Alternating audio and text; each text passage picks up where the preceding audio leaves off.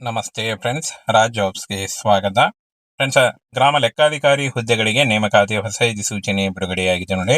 Both male and female, ಪುರುಷ ಮತ್ತು ಮಹಿಳಾ ಅಭ್ಯರ್ಥಿಗಳು ಇಬ್ಬರು ಅರ್ಜಿಗಳನ್ನ ಸಲ್ಲಿಸಬಹುದು. ಸಂಪೂರ್ಣವಾಗಿ ಕಾಯಂ ಉದ್ಯೋಗಗಳಾಗಿರ್ತವೆ. ಹಾಗೆ ಈ ಒಂದು ಹುದ್ದೆಗಳು ರಾಜ್ಯ ಸರ್ಕಾರಿ ಉದ್ಯೋಗಗಳಾಗಿರ್ತವೆ ಮತ್ತು ಕಾಯಂ ಉದ್ಯೋಗಗಳಾಗಿರ್ತವೆ ನೋಡಿ. ಇನ್ನು ಫ್ರೆಂಡ್ಸ್, ಈ ಒಂದು ಹುದ್ದೆಗಳಿಗೆ ಎಲ್ಲೆಲ್ಲಿ ಯಾವ ಯಾವ ಜಿಲ್ಲೆಗಳಲ್ಲಿ ಎಷ್ಟು ಹುದ್ದೆಗಳಿದಾವೆ ಅಂತ ನೋಡೋದಾದ್ರೆ, ಇಲ್ಲಿ ನೋಡಿ, ಬೆಂಗಳೂರು ನಗರದಲ್ಲಿ 251 ಹುದ್ದೆಗಳಿದ್ದಾವೆ. ಹಾಗೆ ಬೆಂಗಳೂರು ಗ್ರಾಮಾಂತರ ನೋಡಿ 223 ಹುದ್ದೆಗಳು, ಚಿತ್ರದುರ್ಗ 356 ಹುದ್ದೆಗಳು, ದಾವಣಗೆರೆ 266 ಹುದ್ದೆಗಳು, ಕೋಲಾರ 305 ಹುದ್ದೆಗಳು, ತುಮಕೂರು 648 ಹುದ್ದೆಗಳು, ಹಾಗೆ ಬೆಂಗಳೂರು ದಕ್ಷಿಣ ನೋಡಿ 275, ಚಿಕ್ಕಬಳ್ಳಾಪುರ 289, ಶಿವಮೊಗ್ಗ 376, ಮೈಸೂರು 479 ನೋಡಿ. ಹೀಗೆ ಜಿಲ್ಲಾವಾರು ಈ ಒಂದು ಹುದ್ದೆಗಳಿಗೆ ನೇಮಕಾತಿ ನಡೆಯಲಿದೆ ನೋಡಿ. ಇನ್ನು ಮುಂದೆ ಮೈಸೂರು 479, ಚಾಮರಾಜನಗರ 258, ಮಂಡ್ಯ 475, ಹಾಸನ 459, ಚಿಕ್ಕಮಗಳೂರು ನೋಡಿ 291, ಕೊಡಗು 134, ಹಾಗೆ ಉಡುಪಿ 215, ದಕ್ಷಿಣ ಕನ್ನಡ 326, ಬೆಳಗಾವಿ 648, ವಿಜಯಪುರ 274, ಬಾಗಲಕೋಟೆ 297, ಧಾರವಾಡ 235, ಗದಗ ನೋಡಿ 232. ಹಾಗೇನ ಫ್ರೆಂಡ್ಸ್, ಮುಂದೆ ನೋಡಿ ಹಾವೇರಿಯಲ್ಲಿ 295 ಹುದ್ದೆಗಳು ಖಾಲಿ ಇದಾವೆ.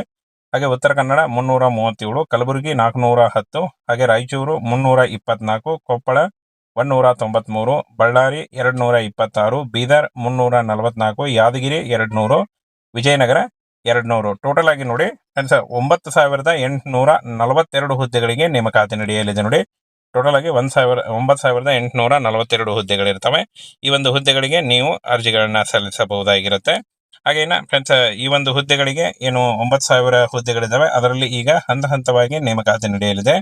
ಹಾಗೆ ಈಗ ಸದ್ಯಕ್ಕೆ 1,000 ಹುದ್ದೆಗಳಿಗೆ ಮಾತ್ರ ನೇಮಕಾತಿ ನಡೆಯಲಿದೆ ನೋಡಿ. ಒಟ್ಟು ಖಾಲಿ ಹುದ್ದೆಗಳು 9,842 ಹುದ್ದೆಗಳು ಖಾಲಿ ಇದ್ದು, ಈಗ 1,000 ಹುದ್ದೆಗಳಿಗೆ ಸದ್ಯದಲ್ಲೇ ಏನು ಭರ್ತಿ ಆಗುತ್ತೆ ಅಂತ ಹೇಳಿದ್ದಾರೆ ನೋಡಿ. ಬನ್ನಿ ಈಗ ಇದ್ರ ಬಗ್ಗೆ ಇನ್ನೂ ಮಾಹಿತಿಯನ್ನ ತಿಳಿಸ್ಕೊಡ್ತೀನಿ. ಏನು ವಿಲೇಜ್ ಅಕೌಂಟೆಂಟ್ ಹುದ್ದೆಗಳಿಗೆ, ಗ್ರಾಮ ಲೆಕ್ಕಾಧಿಕಾರಿ ಹುದ್ದೆಗಳಿಗೆ ನೇಮಕಾತಿ ಆಗಿರುತ್ತೆ. ಫ್ರೆಂಡ್ಸ್, ಕರ್ನಾಟಕ ಕಂದಾಯ ಇಲಾಖೆಯಿಂದ ನೇಮಕಾತಿ ನೋಡಿ. ಹೊಸ ಅಧಿಸೂಚನೆ. ಬೋತ್ ಮೇಲ್ ಅಂಡ್ ಫಿಮೇಲ್, ಪುರುಷ ಮತ್ತು ಮಹಿಳಾ ಅಭ್ಯರ್ಥಿಗಳು ಇಬ್ರು ಈ ಒಂದು ಹುದ್ದೆಗಳಿಗೆ ಅರ್ಜಿಗಳನ್ನ ಸಲ್ಲಿಸಬಹುದು. ಒಟ್ಟು 1,106 ಹುದ್ದೆಗಳು ಖಾಲಿ ಇದಾವೆ. ಹಂತ ಹಂತವಾಗಿ ಈ ಒಂದು ಹುದ್ದೆಗಳಿಗೆ ನೇಮಕಾತಿ ಆಗುತ್ತೆ ಅಂತ ಹೇಳಿದ್ದಾರೆ. ಹಾಗೇನ ಯಾರು ಅಪ್ಲೈ ಮಾಡಬಹುದು ನೋಡಿ. ಅಖಿಲ ಕರ್ನಾಟಕದಿಂದ ಪುರುಷ ಮತ್ತು ಮಹಿಳಾ ಅಭ್ಯರ್ಥಿಗಳು ಅರ್ಜಿಗಳನ್ನ ಸಲ್ಲಿಸಬಹುದು. ಎಲ್ಲಾ ಜಿಲ್ಲೆಗಳಲ್ಲಿ ನೇಮಕಾತಿ ಆಗುತ್ತೆ ನೋಡಿ. ಈ ಒಂದು ಹುದ್ದೆಗಳಿಗೆ ಅರ್ಜಿ ಸಲ್ಲಿಸುವಂತಹ ಅಭ್ಯರ್ಥಿಗಳಿಗೆ ಎಲ್ಲಾ ಜಿಲ್ಲೆಯಲ್ಲಿ ನೇಮಕಾತಿ ನಡೆಯುತ್ತೆ. ಇನ್ನು ಏಜ್ ನೋಡಿ, ಏಜ್ ಲಿಮಿಟ್ 18ರಿಂದ 35 ವರ್ಷದ ಒಳಗಿನವರು ಈ ಒಂದು ಹುದ್ದೆಗಳಿಗೆ ಅರ್ಜಿಗಳನ್ನ ಸಲ್ಲಿಸಬಹುದಾಗಿರುತ್ತೆ. ಹಿಂದುಳಿದ ವರ್ಗದ ಅಭ್ಯರ್ಥಿಗಳು, ಸಾಮಾನ್ಯ ಅಭ್ಯರ್ಥಿಗಳು ಹಾಗೂ OBC UR 3 ವರ್ಷ ಸಡಿಲಿಕೆ ಇರುತ್ತೆ ನೋಡಿ.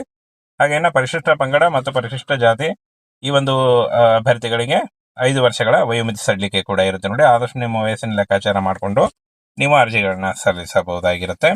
ಹಾಗೇನ ಫ್ರೆಂಡ್ಸ್, ಈ ಒಂದು ಹುದ್ದೆಗಳಿಗೆ ಯಾವ ರೀತಿಯಾಗಿ ಆಯ್ಕೆ ಪ್ರಕ್ರಿಯೆ ನಡೆಯುತ್ತೆ ಅಂತ ನೋಡೋದಾದ್ರೆ, ಸ್ಪರ್ಧಾತ್ಮಕ ಲಿಖಿತ ಪರೀಕ್ಷೆ ಇರುತ್ತೆ ನೋಡಿ. ಸ್ಪರ್ಧಾತ್ಮಕ ಮುಖ್ಯ ಪರೀಕ್ಷೆ ಇರುತ್ತೆ. ದಾಖಲೆ ಪರಿಶೀಲನೆ ಮತ್ತು ಮೆರಿಟ್ ಲಿಸ್ಟ್ ಮೂಲಕ ಆಯ್ಕೆಯನ್ನ ಮಾಡಿಕೊಳ್ಳಲಾಗುತ್ತೆ ನೋಡಿ. ಈ ರೀತಿಯಾಗಿ ನೀವು ಏನು ಆಯ್ಕೆ ಪ್ರಕ್ರಿಯೆ ನಡೆಯುತ್ತೆ.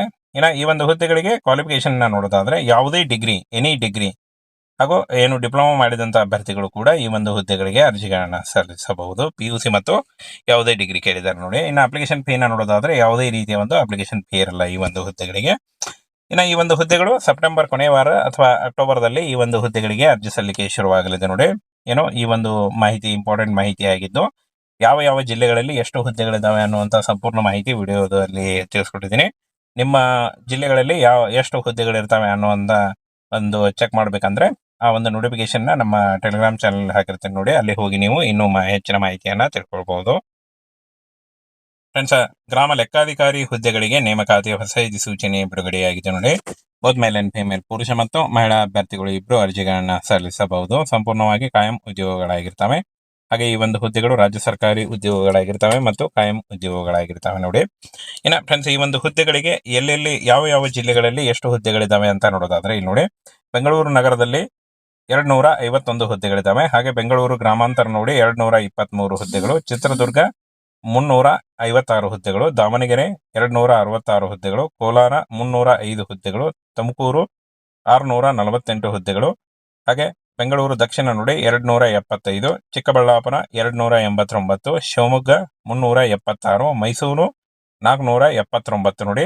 ನೋಡಿ ಹೀಗೆ ಜಿಲ್ಲಾವಾರು ಈ ಒಂದು ಹುದ್ದೆಗಳಿಗೆ ನೇಮಕಾತಿ ನಡೆಯಲಿದೆ ನೋಡಿ. ಇನ್ನು ಮುಂದೆ ಮೈಸೂರು 479, ಚಾಮರಾಜನಗರ 258, ಮಂಡ್ಯ 475, ಹಾಸನ 459, ಚಿಕ್ಕಮಗಳೂರು ನೋಡಿ 291, ಕೊಡಗು 134, ಹಾಗೆ ಉಡುಪಿ 215, ದಕ್ಷಿಣ ಕನ್ನಡ 326, ಬೆಳಗಾವಿ 648, ವಿಜಯಪುರ 274, ಬಾಗಲಕೋಟೆ 297, ಧಾರವಾಡ 235, ಗದಗ ನೋಡಿ 232.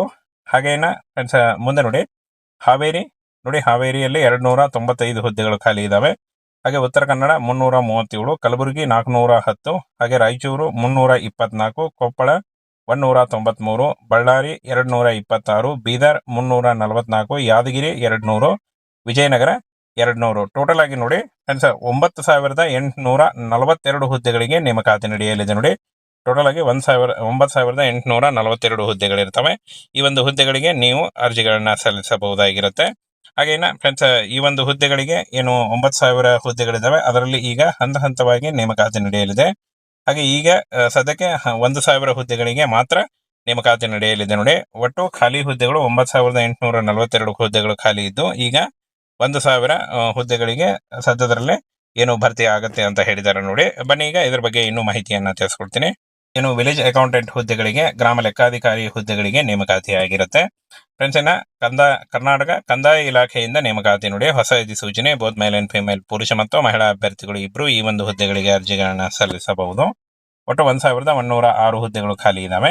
ಹಂತ ಹಂತವಾಗಿ ಈ ಒಂದು ಹುದ್ದೆಗಳಿಗೆ ನೇಮಕಾತಿ ಆಗುತ್ತೆ ಅಂತ ಹೇಳಿದ್ದಾರೆ. ಹಾಗೇನ ಯಾರು ಅಪ್ಲೈ ಮಾಡಬಹುದು ನೋಡಿ, ಅಖಿಲ ಕರ್ನಾಟಕದಿಂದ ಪುರುಷ ಮತ್ತು ಮಹಿಳಾ ಅಭ್ಯರ್ಥಿಗಳು ಅರ್ಜಿಗಳನ್ನ ಸಲ್ಲಿಸಬಹುದು. ಎಲ್ಲಾ ಜಿಲ್ಲೆಗಳಲ್ಲಿ ನೇಮಕಾತಿ ಆಗುತ್ತೆ ನೋಡಿ. ಈ ಒಂದು ಹುದ್ದೆಗಳಿಗೆ ಅರ್ಜಿ ಸಲ್ಲಿಸುವಂತಹ ಅಭ್ಯರ್ಥಿಗಳಿಗೆ ಎಲ್ಲಾ ಜಿಲ್ಲೆಯಲ್ಲಿ ನೇಮಕಾತಿ ನಡೆಯುತ್ತೆ. ಇನ್ನು ಏಜ್ ನೋಡಿ, ಏಜ್ ಲಿಮಿಟ್ 18ರಿಂದ 35 ವರ್ಷದ ಒಳಗಿನವರು ಈ ಒಂದು ಹುದ್ದೆಗಳಿಗೆ ಅರ್ಜಿಗಳನ್ನ ಸಲ್ಲಿಸಬಹುದಾಗಿರುತ್ತೆ. ಹಿಂದುಳಿದ ವರ್ಗದ ಅಭ್ಯರ್ಥಿಗಳು, ಸಾಮಾನ್ಯ ಅಭ್ಯರ್ಥಿಗಳು ಹಾಗೂ OBC UR 3 ವರ್ಷ ಸಡಿಲಿಕೆ ಇರುತ್ತೆ ನೋಡಿ. ಹಾಗೇನ ಪರಿಶಿಷ್ಟ ಪಂಗಡ ಮತ್ತು ಪರಿಶಿಷ್ಟ ಜಾತಿ ಈ ಒಂದು ಅಭ್ಯರ್ಥಿಗಳಿಗೆ 5 ವರ್ಷಗಳ ವಯೋಮಿತಿ ಸಡಿಲಿಕೆ ಕೂಡ ಇರುತ್ತೆ ನೋಡಿ. ಆದಷ್ಟು ನಿಮ್ಮ ವಯಸ್ಸಿನ ಲೆಕ್ಕಾಚಾರ ಮಾಡಿಕೊಂಡು ನೀವು ಅರ್ಜಿಗಳನ್ನ ಸಲ್ಲಿಸಬಹುದಾಗಿರುತ್ತೆ. ಹಾಗೇನ ಫ್ರೆಂಡ್ಸ್ ಈ ಒಂದು ಹುದ್ದೆಗಳಿಗೆ ಯಾವ ರೀತಿಯಾಗಿ ಆಯ್ಕೆ ಪ್ರಕ್ರಿಯೆ ನಡೆಯುತ್ತೆ ಅಂತ ನೋಡೋದಾದ್ರೆ, ಸ್ಪರ್ಧಾತ್ಮಕ ಲಿಖಿತ ಪರೀಕ್ಷೆ ಇರುತ್ತೆ ನೋಡಿ. ಸ್ಪರ್ಧಾತ್ಮಕ ಮುಖ್ಯ ಪರೀಕ್ಷೆ ಇರುತ್ತೆ. ದಾಖಲೆ ಪರಿಶೀಲನೆ ಮತ್ತು ಮೆರಿಟ್ ಲಿಸ್ಟ್ ಮೂಲಕ ಆಯ್ಕೆಯನ್ನ ಮಾಡಿಕೊಳ್ಳಲಾಗುತ್ತೆ ನೋಡಿ. ಈ ರೀತಿಯಾಗಿ ನೀವು ಏನು ಆಯ್ಕೆ ಪ್ರಕ್ರಿಯೆ ನಡೆಯುತ್ತೆ. ಇನ್ನು ಈ ಒಂದು ಹುದ್ದೆಗಳಿಗೆ ಕ್ವಾಲಿಫಿಕೇಶನ್ ನೋಡೋದಾದ್ರೆ, ಯಾವುದೇ ಡಿಗ್ರಿ, ಎನಿ ಡಿಗ್ರಿ ಹಾಗೂ ಏನು ಡಿಪ್ಲೊಮಾ ಮಾಡಿದಂತ ಅಭ್ಯರ್ಥಿಗಳು ಕೂಡ ಈ ಒಂದು ಹುದ್ದೆಗಳಿಗೆ ಅರ್ಜಿಗಳನ್ನ ಸಲ್ಲಿಸಬಹುದು. PUC ಮತ್ತು ಯಾವುದೇ ಡಿಗ್ರಿ ಕೇಳಿದ್ದಾರೆ ನೋಡಿ. ಇನ್ನು ಅಪ್ಲಿಕೇಶನ್ ಫೀನ ನೋಡೋದಾದ್ರೆ, ಯಾವುದೇ ರೀತಿಯ ಒಂದು ಅಪ್ಲಿಕೇಶನ್ ಫೀ ಇರಲ್ಲ ಈ ಒಂದು ಹುದ್ದೆಗಳಿಗೆ. ಇನ್ನು ಈ ಒಂದು ಹುದ್ದೆಗಳು ಸೆಪ್ಟೆಂಬರ್ ಕೊನೆಯ ವಾರ ಅಥವಾ ಅಕ್ಟೋಬರ್ದಲ್ಲಿ ಈ ಒಂದು ಹುದ್ದೆಗಳಿಗೆ ಅರ್ಜಿ ಸಲ್ಲಿಕೆ ಶುರುವಾಗಲಿದೆ ನೋಡಿ.